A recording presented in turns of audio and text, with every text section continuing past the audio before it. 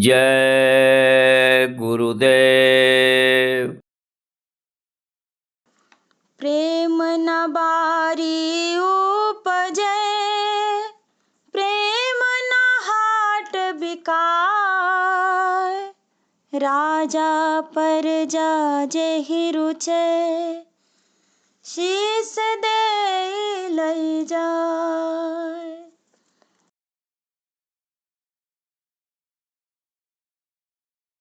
गुरु दरिया में नहाना, मन कहीं और न जाना। गुरु दरिया में नहाना, मन कहीं और न जाना। गुरु दरिया में नहाना, मन कहीं और न जाना। गुरु दरिया में नहाना, मन कहीं और न जाना।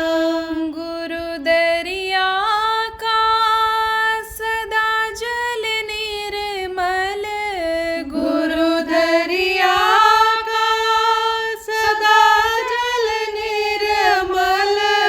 बैठत उपजत ज्ञाना, मन कहीं और न जाना। बैठत उपजत ज्ञाना, मन कहीं और न जाना। गुरु चरणों में कोटिन तीरथ, गुरु चरणों में कोटिन तीरथ। गावत वेद पुराणा, मन कहीं और न जाना। गावत वेद पुराणा, मन कहीं और न जाना। ऋषि मुनि और पीर आलिया, ऋषि मुनि और पीर आलिया। यह सब भरम भुलाना, मन कहीं और न जाना। यह सब भरम भुलाना, मन कहीं और न जाना। गुरु दरिया में पलटू नहाए, गुरु दरिया में पलटू नहाए। छूट गया न जाना, मन कहीं और न जाना। छूट गया न जाना, मन कहीं और न जाना। कहत कबीर सुनो भाई साधो, कहत कबीर सुनो भाई साधो। यही है मूल ठिकाना, मन कहीं और न जाना। यही है मूल ठिकाना, मन कहीं और न जाना। गुरु दरिया में नहाना, मन कहीं और न जाना। गुरु दरिया में नहाना, मन कहीं और न जाना। जय गुरुदेव, जय गुरुदेव।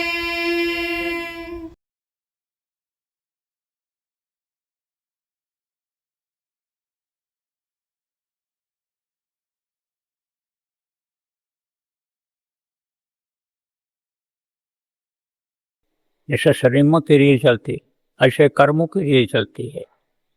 तो जब बुरे कर्म रहते हैं तो मन बुरा ही कराने की कोशिश करता है, यानी तमोगुण जिसको कहते हैं। रजोगुण जब रहता है तब मन शरीर को आराम कराना चाहता है, और सतोगुण जब रहता है तब मन यानी समझो अच्छी बातों को सुनने, अच्छा काम करने की प्रेरणा देता है। यही मन दोस्त भी है और यही मन दुश्मन भी है। कभी यह मन सूरत का खूब साथ देता था, जब सूरत यानी जीवात्मा इस जड़ शरीर को छोड़ती है, चेतन की तरफ आगे बढ़ती है, चेतन मन ये हो जाता है। जब तक सूरत के साथ यहाँ यानी समझो पिंड में रहता है, ये पिंडी मन है, और जब अंड लोक में जाता है अंडी मन हो जाता है, ब्रह्मांड में जब जाता है तो ब्रह्मांडी मन हो जाता है। तो इसका काम वहाँ भी जब तक ये अपने भंडार में त्रिकुटी में नहीं मिलता है तब तक उसके साथ रहता है। तो यह साथ भी देता है, अच्छाई में भी साथ देता है। इधर लग जाता है उधर ही शरीर को लगा देता है। वो उसी तरह की इच्छा पैदा करता है जिसमें इसको रस मिलने लगता है, दोनों में रस मिलता है। इसीलिए कहा गया एक बार मन को रोको और ले चलो उधर, जब उधर का रस इसको मिल जाएगा तब इधर का रस है इसको बहुत खराब लगेगा, बुरा लगेगा। तो रील चलती है, सतोगुणी रील चल रही थी, बस उनके अंदर त्याग आ गया, इच्छा हो। तो जो राजा महाराजा या बड़े लोग होते हैं वो कोई काम करने के लिए संकल्प ही बनाते हैं, और अगर संकल्प न बनावें, दृढ़ता न लावें, मजबूती न लावें तो फिर आगे पीछे होने वाला आदमी कुछ नहीं कर सकता है। तो उन्होंने कहा कुछ हासिल करूँगा, अब कुछ आध्यात्मिक ज्ञान लूँगा, कुछ साधना करके अंतर में हासिल करूँगा। तो धीरे से लगाव उन्होंने उधर का खत्म कर दिया, राजपाट की तरफ का।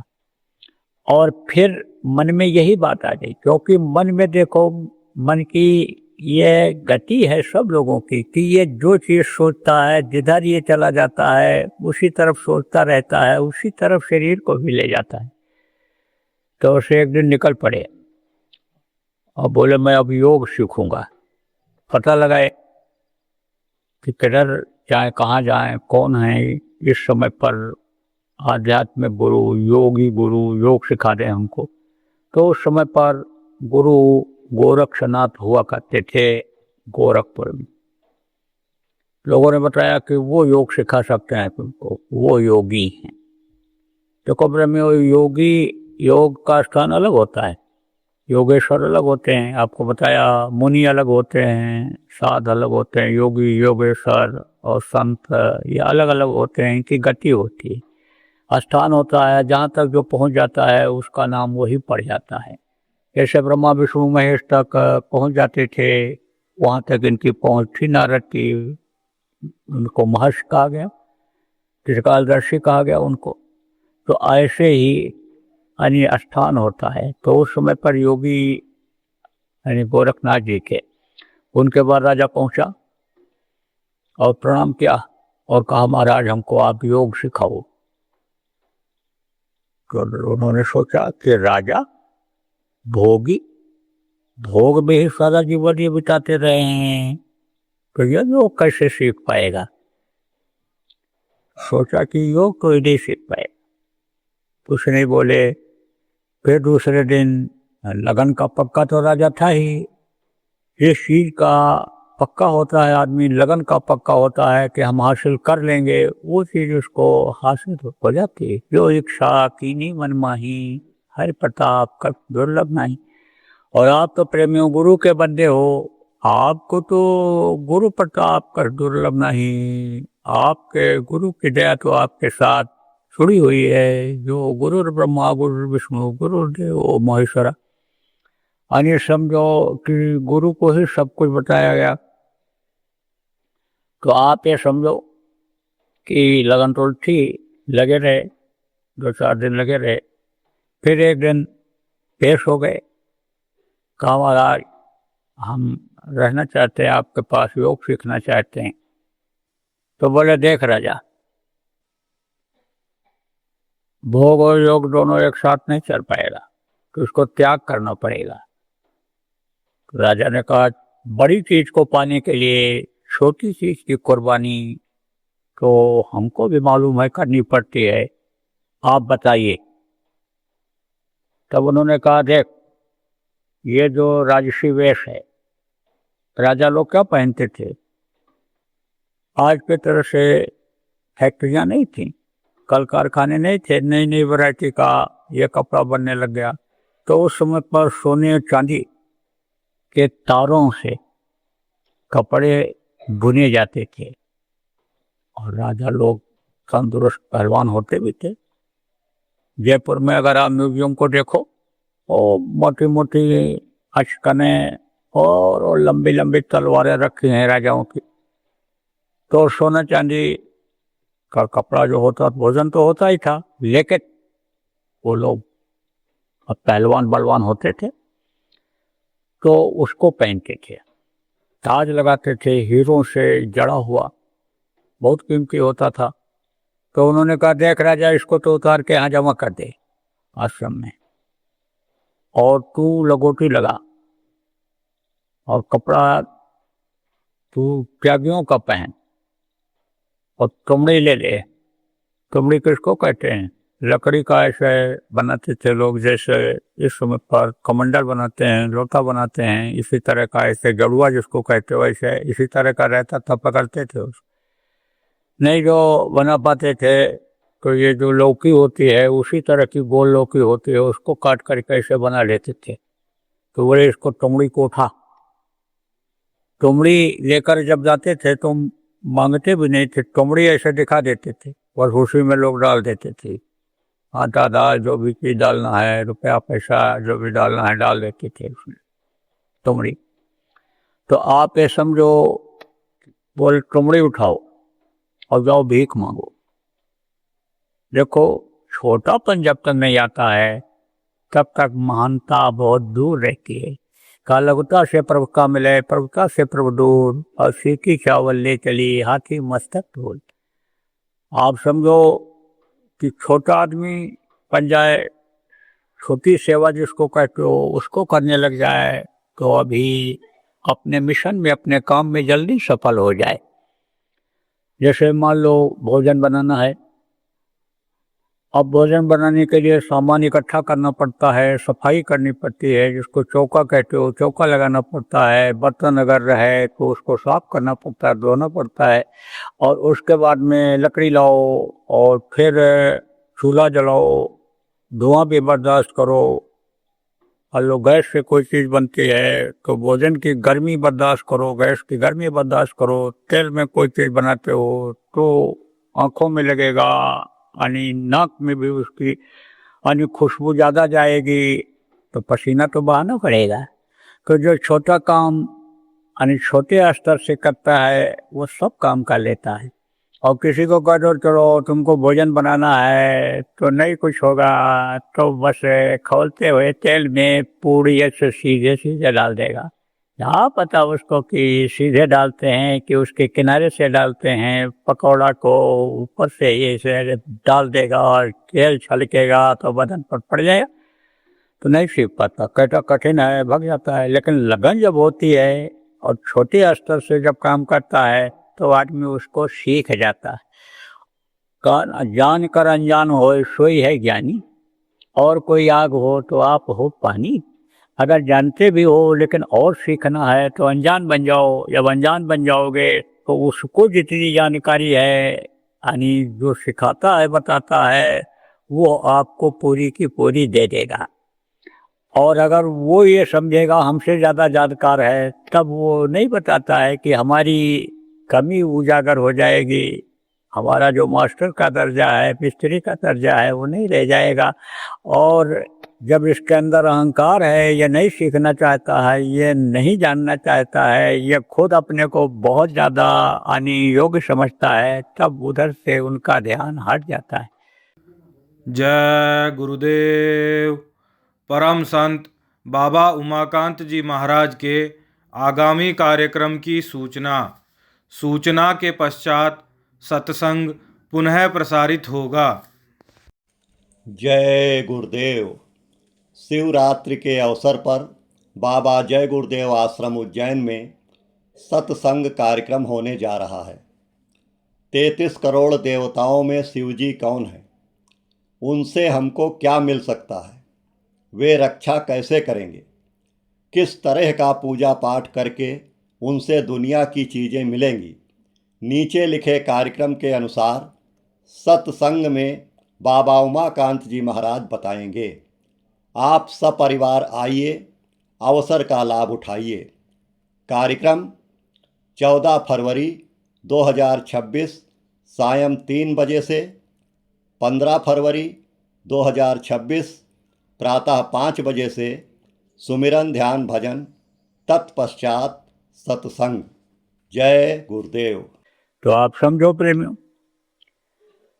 कि छोटा बनना कोई चीज की कामयाबी हासिल करने में बहुत अहम भूमिका अदा करता है।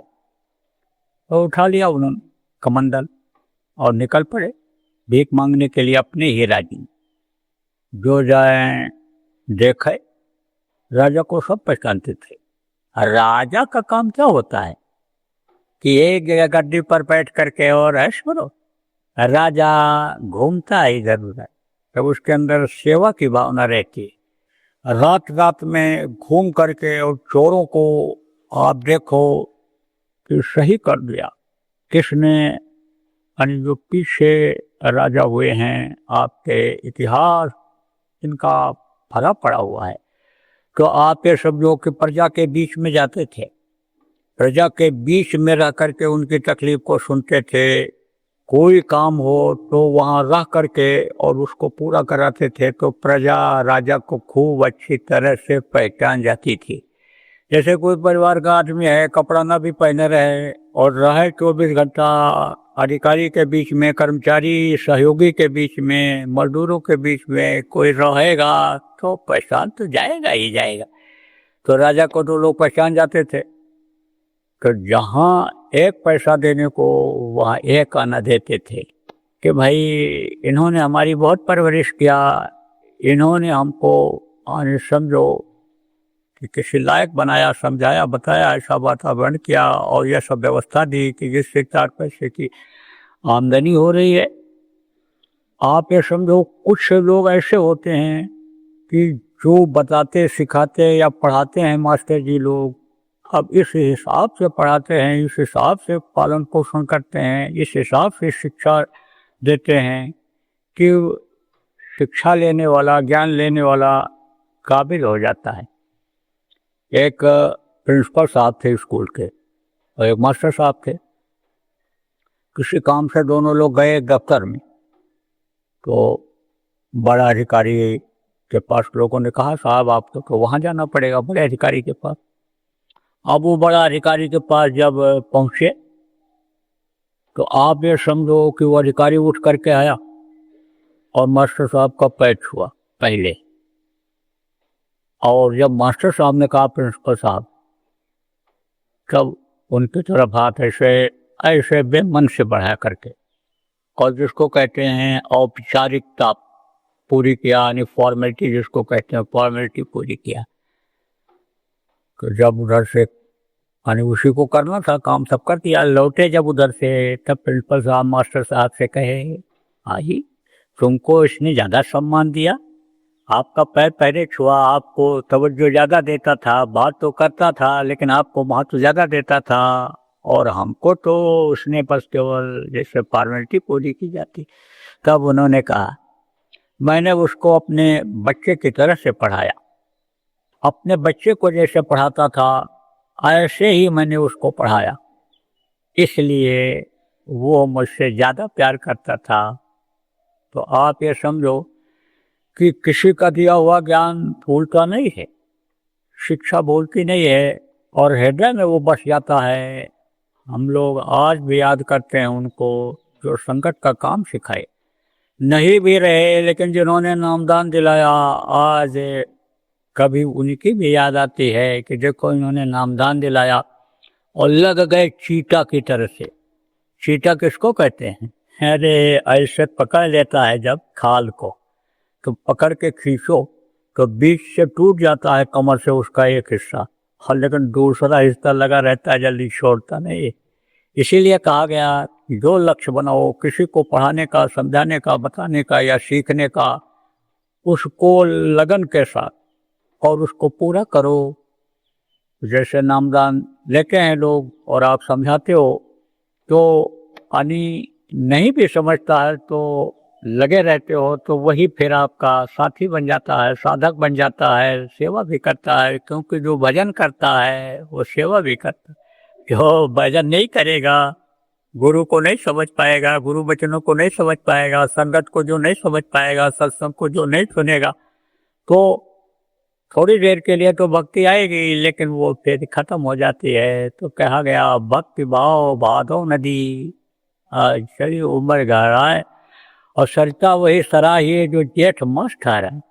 बादों का महीना, कुआर का महीना, इस समय देखो हर नदी में पानी आपको मिलेगा, लेकिन जिस नदी में बरसात में पानी रहता है, जेठ के महीने में गर्मी में पानी रहता है, उसी की सराहना होती है। सूखी नदी की कोई पूजा नहीं करता, लेकिन जिसमें जल रहता है, जिसमें जल देवता रहते हैं, उनकी पूजा आप समझो कि हमेशा होती है। उनका महत्व रहता है, लोगों को ये रहता है जाएंगे स्नान करने को मिल जाएगा, निर्मल जल होगा, पीने का पानी नहीं है तो पी भी लेंगे, नहा भी लेंगे, जानवरों को भी नहला देंगे, उसका महत्व हमेशा रहता है।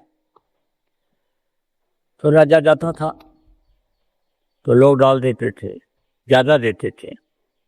तो एक दिन सोचा अब वो इकट्ठा कर और गुरु ने कहा था कि इस आश्रम को तुमको भीख मांग करके चलाना है। पहले तो गुरु ने यही कहा आश्रम को तुमको चलाना है। अरे बोला गुरु जी, राजा बोला था गुरु जी से, अरे गुरु जी आपको तो 50 आश्रम इस तरह का मैं चला दूं। तब उन्होंने कहा ऐसे नहीं, तुमको भीख मांग करके चलाना पड़ेगा। बस पारा डाउन हो गया एकदम, यानी जैसे दूध उबल रहा हो, 2 बूंद पानी डाल दो एकदम बैठ जाता है नीचे, ऐसे बैठ जा। भूल गया रात को। ये तो लगता आई जब निकल पड़े तो इकट्ठा जो होता था भीख मांगते थे वो भेजते थे। इच्छा यह रहती थी ज़्यादा से ज़्यादा भेजें गुरु जी के पास, तो ज़्यादा मेहनत करते थे। तो एक दिन सोचे कि अगर वहाँ चलेंगे, राज दरबार में पहुंच जाएंगे, परिवार वालों से के सामने कमरी अगर लगा दे तो ज़्यादा मिल जाएगा। चले गए। तो पहले तो रानी के पास गए, तो रानी ने देखा, राजा को तो कोई रोका नहीं रानी के पास जाने में।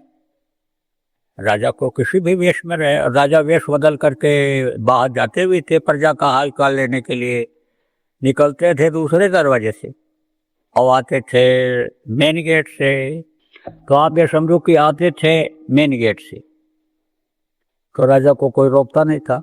पहुंच गया, रानी के कमरे के सामने खड़ा हो गया और रानी ने देखा अरे ये तो बेकार हो गया, अभी हमारे किस काम का रह गया, कोई काम का नहीं। इसने तो सब कीमती वस्त्र उतार करके दे दिया होगा वहाँ, अब ये तो फकीर हो गया, तो आप ये समझो कि अब तो कोई काम का नहीं रहे। और रानी मुंह फेर करके दरवाजा बंद करके चली गई अंदर। सोचा माँ के पास चलें, तो माँ के कमरे में गया, कमरे के दरवाजे पर खड़ा हुआ और दिखाया तुमड़ी। तो माँ देखी तो खुश हो गई, खुश हो गई। देखो कुछ माताएं ऐसी होती कि वो अच्छे काम करने में बच्चों को प्रोत्साहन ही देती। मोह तो रहता है घर से निकालने में, अलग करने में, लेकिन अच्छा काम जब करने को होता है तो वो भेज देती। तो खुश हुई माँ, तुमड़ी देखा, तब कहा कि देख योगी, तो इसको मैं ऐसी भिक्षा नहीं देना चाहती कि जो किसी और के काम आवे। तू तो इकट्ठा करके दे देता होगा, चलाता होगा आश्रम, इधर उधर तो खर्च नहीं करेगा, वहीं भेजता होगा, दूसरों के वो काम आएगा। ऐसे तो और लोग दे देंगे तेरे को। मैं तुझको यानी 3 बातों की भिक्षा देती हूँ, इसको तू ग्रहण करेगा तो ज्यादा सुखी रहेगा। तो कहा देख, तू बढ़िया से बढ़िया भोजन खाना, स्वादिष्ट, और मखमल जैसे गद्दे पर सोना, और किले के अंदर रहना। तो योगी गोपीचंद ने कहा, माँ तेरे उपदेश से ही तो मैं योगी बना, और तू फिर मुझको राज्य के घेरे में यानी तू ला रही है। उसी तरह का भोजन जैसे खाता था, जैसे गद्दे पर मखमल के सोता था और किले के अंदर रहता था, वैसा ही तो मुझको उपदेश कर रही है, शिक्षा दे रही है। तो ये कैसे हो पाएगा? माँ बता तू कि मैं तो जंगल में भी सो जाता हूँ, जहाँ जगह मिलती है वहीं सो जाता हूँ, कहीं भी मैं पक्का खा लेता हूँ, तो ये चीज़ वहाँ बाहर कैसे मिले?